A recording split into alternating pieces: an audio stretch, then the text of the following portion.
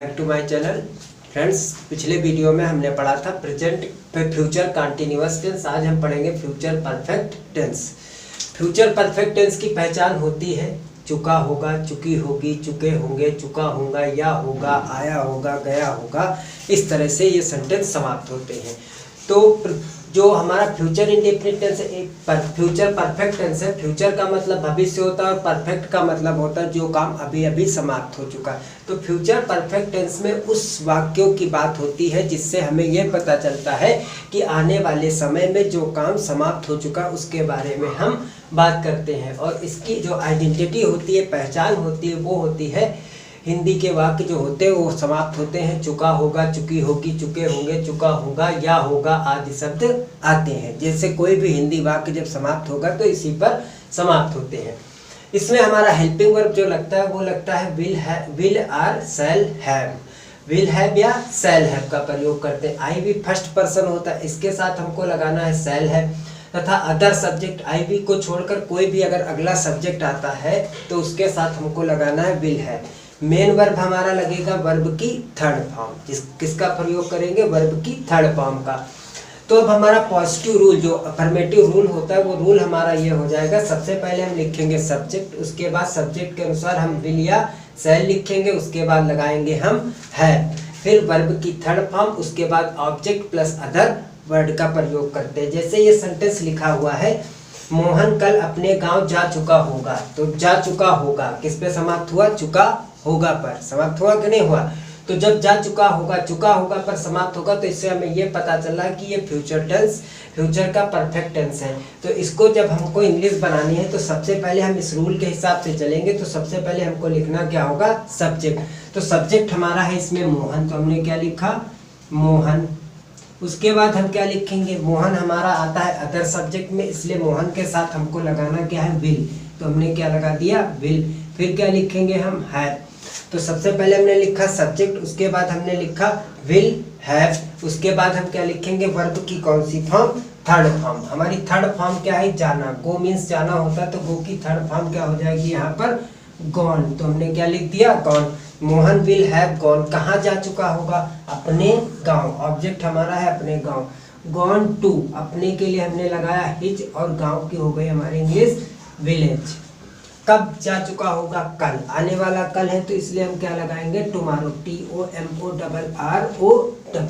तो हमारा सेंटेंस ये हो जाएगा, मोहन कल अपने गांव जा चुका होगा। तो इसको इसके रूप से सब्जेक्ट हमारा मोहन था तो हमने मोहन लिखा, फिर विल लिखा, फिर हैव लगा दिया। वर्ब हमारा गॉन था, गॉन लिख दिया। ऑब्जेक्ट हमारा था हिज विलेज, तो हिज विलेज लिखा, और अदर वर्ड में हमारा आ गया टुमारो। तो ये सेंटेंस इस तरह से होगा, Mohan will have gone to his village tomorrow.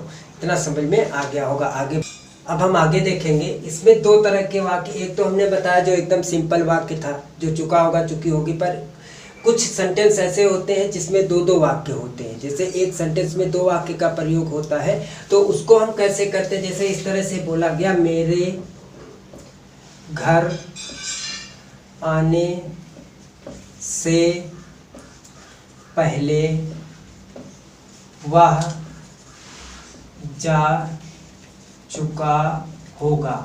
तो इस सेंटेंस को हम कैसे करेंगे? इसमें एक हमारा सेंटेंस ये है और दूसरा हमारा ये है। तो जब दो सेंटेंस वाले वाक्य होते हैं और बीच में लगा है पहले, तो इसको हम बोलेंगे यूज ऑफ बिफोर का। इसमें हमारा यूज होगा यूज ऑफ बिफोर। तो यूज ऑफ बिफोर का प्रयोग करने के लिए हम क्या करते हैं? जो सेंटेंस हमारा चुका होगा पर, जो परफेक्ट में, फ्यूचर के परफेक्ट में समाप्त होगा, उसको हम फ्यूचर परफेक्ट में बनाएंगे। तथा आगे होने वाला जो कार्य है, ये जो काम पहले होगा उसको फ्यूचर परफेक्ट में रखेंगे, जो काम बाद में होगा उसको हम प्रेजेंट इंडेफिनिट टेंस में करते हैं। तो इसका हमारा ये रूल हो जाएगा। सबसे पहले इसको करने के लिए सबसे पहले लिखेंगे सब्जेक्ट, सब्जेक्ट के अनुसार हमको लगाना होगा विल आर शैल हैव। फिर उसके बाद हम लिखेंगे वर्ब की कौन सी फॉर्म? Third form. उसके बाद हम लिखेंगे ऑब्जेक्ट, उसके बाद पहले के लिए हमको लगाना है बिफोर। और फिर जो हमारा बाद में काम होगा उस सेंटेंस को हमको करना प्रेजेंट इंडेफिनिट में। तो सब्जेक्ट वर्ब की फर्स्ट फॉर्म और फिर एस या ईएस का प्रयोग करेंगे। उसके बाद हम क्या लिखेंगे? ऑब्जेक्ट, उसके बाद बचा अगर अदर वर्ड तो उसको लिख देते। तो इस सेंटेंस को हमको इसके हिसाब से करना होता है। तो जैसे मेरे घर आने से पहले वह जा चुका होगा, तो ये काम पहले हुआ ना, तो ये हमारा पहले हुआ, तो इसको हमको करना है फ्यूचर परफेक्ट टेंस में। तो फ्यूचर परफेक्ट टेंस इसके हिसाब से चलेंगे, वह जा चुका होगा तो इसको हम पहले करेंगे, वह जा चुका होगा तो वह की इंग्लिश हमारी हो जाएगी ही। फिर हम क्या लिखेंगे, विल लिख दिया, फिर हम लगाएंगे हैव, ही विल हैव, हो गया इतना। वर्ब हमारा क्या है, जा चुका होगा, ही विल हैव गॉन, वह जा चुका होगा। ये सेंटेंस हमारा इतना क्लियर हुआ। अब हम आएंगे बिफोर, पहले की इंग्लिश हमारी क्या होगी, बिफोर, तो हमने क्या लिखा, बिफोर। अब मेरे घर आने से, मेरे घर आने से, इसको हमको करना प्रेजेंट इंडेफिनिट में, तो इसमें सब्जेक्ट है मेरे, मेरे की हम यहाँ पर माई नहीं लिखेंगे, यहाँ पर हम लिखेंगे आई, तो आई लिखा हमने। फिर वर्ब की फर्स्ट फॉर्म आने की होती है कम, तो हमने क्या लिख दिया, कम, आई कम, कहाँ आने की, कम टू हाउस, मेरे घर आने से पहले, वह जा चुका होगा। तो इस सेंटेंस को हम इस तरह से इसकी इंग्लिश बनाते हैं। अब हम देखेंगे निगेटिव सेंटेंस। अब निगेटिव सेंटेंस का रूल क्या होता है, निगेटिव सेंटेंस का रूल होता है सब्जेक्ट प्लस विल आर शैल, फिर इसके बाद हम लगाएंगे नॉट, यहाँ पर नॉट लगा दिया, उसके बाद हम क्या लिखेंगे, have, subject plus will or shall not have, फिर क्या लिखेंगे हम यहाँ पर वर्ब की कौन सी फॉर्म, थर्ड फॉर्म, उसके बाद लिखेंगे ऑब्जेक्ट, उसके बाद अदर वर्ड का प्रयोग करेंगे।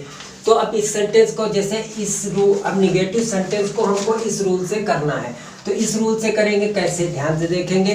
जैसे बोला गया वह कल स्कूल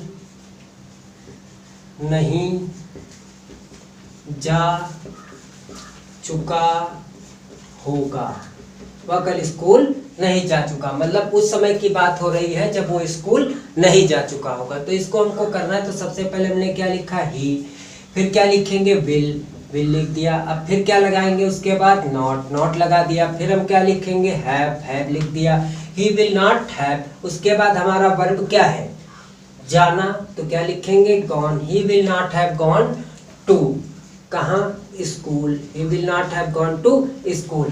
तो इसकी इंग्लिश हमको इस तरह से बनानी है।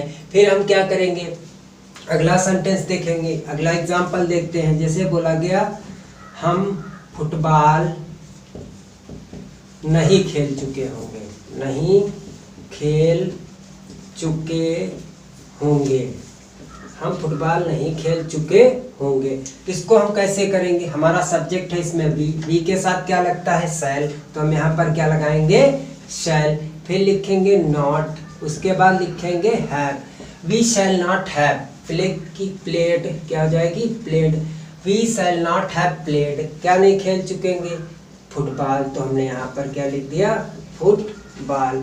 तो हमारा निगेटिव सेंटेंस जो होगा वो इस रूल से होगा। तो रूल पे ज़्यादा से ज़्यादा हमको ध्यान देना है, क्योंकि रूल ही सब कुछ है, इसमें आइडेंटिटी और रूल पे ही सारे टेंस टिके होते हैं।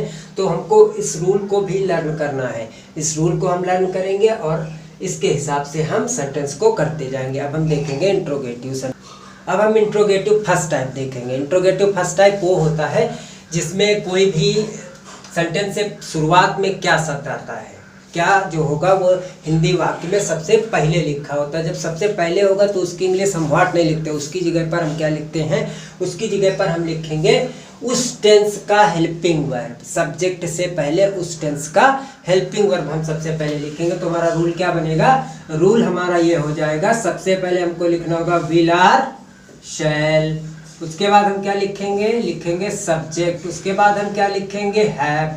तो सबसे पहले विल आर शैल लिखा, फिर सब्जेक्ट लिखा, फिर लिख दिया हमने हैव। फिर अब हम क्या लिखेंगे, अब लिखेंगे हम वर्ब की कौन सी फॉर्म, थर्ड फॉर्म, वर्ब की थर्ड फॉर्म। उसके बाद हम क्या लिखेंगे, ऑब्जेक्ट, और लास्ट में लगाएंगे अदर वर्ड, लास्ट में लगेगा हमारा क्वेश्चन मार्क। तो जो क्वेश्चन मार्क लग गया, अब हम सेंटेंस में देखेंगे एग्जाम्पल। तो एग्जाम्पल में जैसे हमने बोला, क्या नौकर खाना पका चुका होगा। तो इसमें क्या हुआ कि क्या शब्द जो है वो सबसे पहले आया। जब क्या शब्द सबसे पहले आएगा तो इसकी इंग्लिश हम व्हाट नहीं लिखेंगे, उसकी जगह पर हमको लिखना क्या होगा, उस टेंस का हेल्पिंग वर्ब। तो ये टेंस है हमारा फ्यूचर परफेक्ट, तो इसमें हमारा हेल्पिंग वर्ब लगता है विल आर शैल। तो सबसे पहले हम क्या लिखेंगे, सब्जेक्ट को देखा, सब्जेक्ट देखा तो हमको पता चला कि अदर में आता, तो जब अदर में आता है तो इसके लिए हमको लगाना क्या होगा, विल। तो हमने क्या लिखा, विल। फिर अब हम क्या लिखेंगे, सब्जेक्ट, सब्जेक्ट है हमारा सर्वेंट, तो हमने क्या लिख दिया, सर्वेंट, विल सर्वेंट। फिर काम क्या है नौकर का, पकाना, तो कुक मीन्स क्या होता है, पकाना, और थर्ड फॉर्म होती है कुक्ड। विल सर्वेंट कुक्ड, क्या पकाएगा, खाना, तो क्या लिख देंगे, द फूड।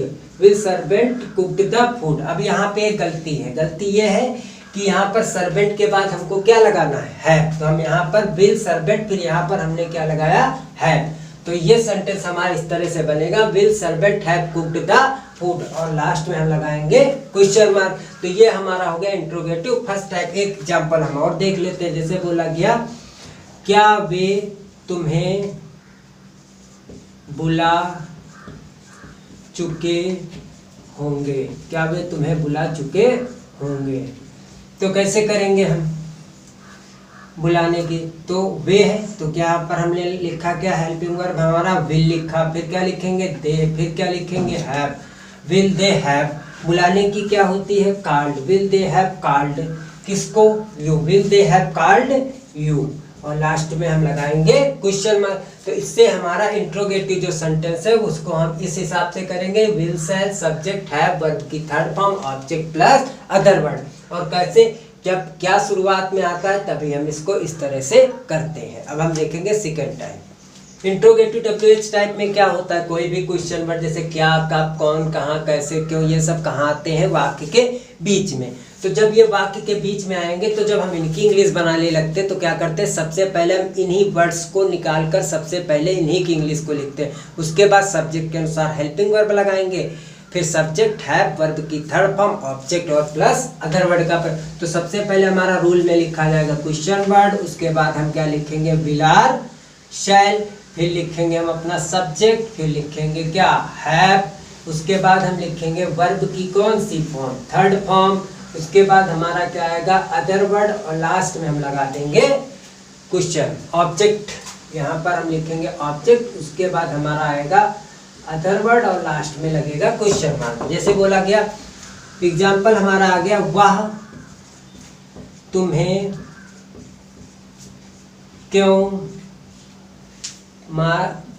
क्यों बुला चुकेगा, तुम्हें क्यों बुला चुकेगा। तो इस तरह से पूछा गया एक सवाल की बात, तुम्हें क्यों बुला चुकेगा, तो क्यों आया, तो क्यों बीच में आ रहा है कि नहीं आ रहा। तो जब बीच में क्यों आएगा तो क्वेश्चन वर्ड WH टाइप में आएगा। तो सबसे पहले हम इसी क्वेश्चन वर्ड की इंग्लिश लिखेंगे, तो हमारा ये क्वेश्चन वर्ड हो जाएगा हमारा व्हाई। व्हाई के बाद हम क्या लिखेंगे, विल, फिर हम क्या लिखेंगे, हैव, विल, फिर हमारा सब्जेक्ट कौन है, वाह, तो ही लिखेंगे, फिर लिखेंगे हैव। तो सबसे पहले question word, will, subject, have. अब क्या लिखना है, वर्ब की थर्ड फॉर्म। वर्ब हमारा क्या, बुला, तो कॉल मतलब होता है बुलाना, और ईडी कॉल्ड, ये हो गया थर्ड फॉर्म।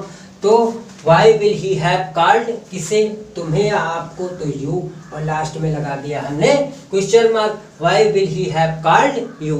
तो इससे आप ये समझ में हमारी आ गया कि हाँ, जब कोई क्वेश्चन वर्ड बीच में होता है तो उसकी इंग्लिश बनाते समय हम क्या करेंगे, सबसे पहले उसी question word, will shall subject have verb की थर्ड फॉर्म ऑब्जेक्ट और अदर वर्ड का प्रयोग करेंगे। एक एग्जाम्पल हम और देख लेते हैं, जैसे बोला गया, वह आज क्या खरीद चुका होगा, वह आज क्या खरीद चुका होगा। तो क्या बीच में आया, तो हम क्या लिखेंगे, व्हाट लिखा। अब क्या लिखेंगे, विल, विल लिख दिया, सब्जेक्ट हमारा ही था, ही लिख दिया, हैव लिख दिया, व्हाट विल ही हैव। खरीदने की स्पेलिंग क्या होती, बाई, थर्ड फॉर्म हमारी होती है bought. What will he have bought, कब खरीद चुका होगा, टुडे, तो हमने क्या लिख दिया, टुडे, आज। तो ये हमारा सेंटेंस क्लियर हो गया। तो इससे हमें ये पता चला कि ये हमारा WH टाइप इस तरह से होता है। अगर इंट्रोगेटिव निगेटिव हो, इसी में अगर निगेटिव सेंटेंस आ जाए, बोला जाए वह तुम्हें क्यों नहीं बुला चुकेगा, यहाँ पर अगर नहीं लगा हो तो इस नॉट का प्रयोग हम हैव से पहले यहाँ पर कर सकते हैं। तो जब इंट्रोगेटिव निगेटिव होगा तो इंट्रोगेटिव निगेटिव में question word, will shall, subject, और यहाँ पर हम किसका प्रयोग कर देंगे, नॉट का। बस ये क्लियर हो जाएगा हमारा। तो स्टूडेंट्स, आप लोगों की समझ में आ गया होगा। Thanks for watching.